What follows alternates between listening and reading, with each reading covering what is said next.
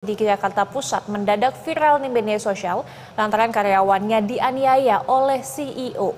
Diduga sang karyawan mengalami penganiayaan dan juga perundungan sejak tahun 2022. Baru-baru ini terungkap bahwa polisi juga telah mengungkap kasus dengan dugaan kekerasan dan eksploitasi karyawan yang dilakukan oleh perusahaan studio seni dan animasi di Jakarta Pusat. Korban mengaku kerap mendapatkan perlakuan yang tidak manusiawi selama bekerja dan diminta bekerja dengan jam kerja yang tidak wajar. Polisi sudah membentuk tim khusus untuk mengusut lebih lanjut terkait dengan kasus ini dan saat ini masih melacak keberadaan pelaku yang diduga merupakan warga negara asing asal Hong Kong.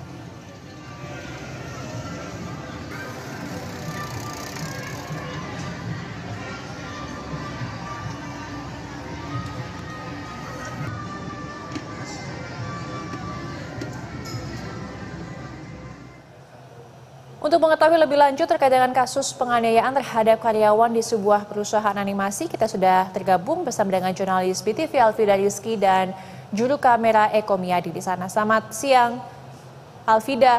Ada update terbarukah terkait dengan kasus penganiayaan terhadap karyawan ini?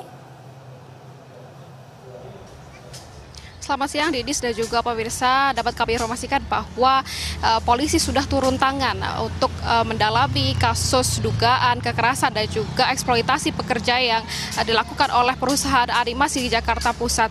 Dan saat ini saya sudah berada di depan kantor perusahaan animasi tersebut dan tadi juga sudah sempat berbincang dengan sejumlah warga sekitar yang mengatakan bahwa memang kantor perusahaan animasi ini sudah tidak beroperasi dan sudah tutup sejak Juli 2024 lalu, dan warga sekitar juga mengatakan bahwa terakhir kali melihat ada aktivitas di sekitar kantor ini adalah sekitar bulan Juli 2024, di mana ada asisten rumah tangga yang keluar dari dari kantor tersebut.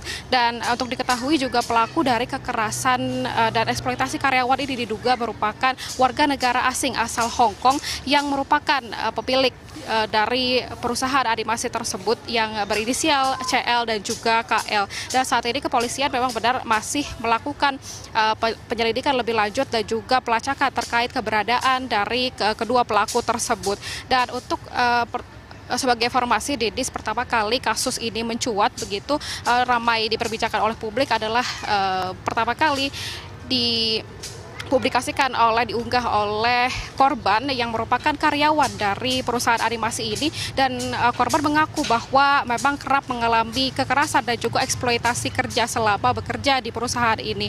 Dan korban berdasarkan keterangan korban menceritakan bahwa korban pernah diminta untuk naik turun tangga sebanyak 45 kali di malam hari, kemudian juga pernah diminta untuk menampar dirinya sendiri sebanyak 100 kali begitu.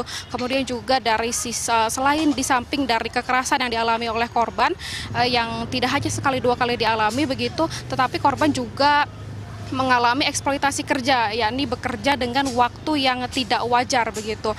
Korban diminta bekerja dari pagi hari sampai dengan pagi keesokan harinya begitu, artinya 24 jam. Kemudian juga korban bahkan sempat mengalami keguguran dan masih diminta untuk bekerja oleh sang pemilik. Dan ini akibat juga dari lingkungan kerja yang tidak sehat begitu. Kemudian juga pemirsa dapat kami informasikan bahwa kalau berdasarkan keterangan dari Polres Metro Jakarta Pusat, pihak kepolisian saat ini telah membentuk tim khusus untuk mendalami terkait kasus ini dan juga untuk melacak keberadaan dari kedua pelaku yang saat ini belum diketahui begitu. Dan tim khusus ini saat ini masih melakukan terus pengecekan juga kepada bukti-bukti terkait begitu. Dan tentunya kami juga akan terus mengupdate dan seperti apa nantinya hasil dari penyelidikan dari kepolisian. Sementara itu, Didis. Baik, Alvida, apakah memang Anda mendapatkan informasi terkait warga di sekitar lokasi yang selama ini tidak mengetahui begitu terkait dengan penganiayaan yang terjadi, ataukah memang ada informasi yang pernah didengar oleh warga di sekitar lokasi? Iya, Didi, sempat kami informasikan bahwa tadi kami sudah berbincang dengan sejumlah warga. Memang selama ada aktivitas di dalam kantor atau di perusahaan animasi ini tidak pernah ada interaksi begitu.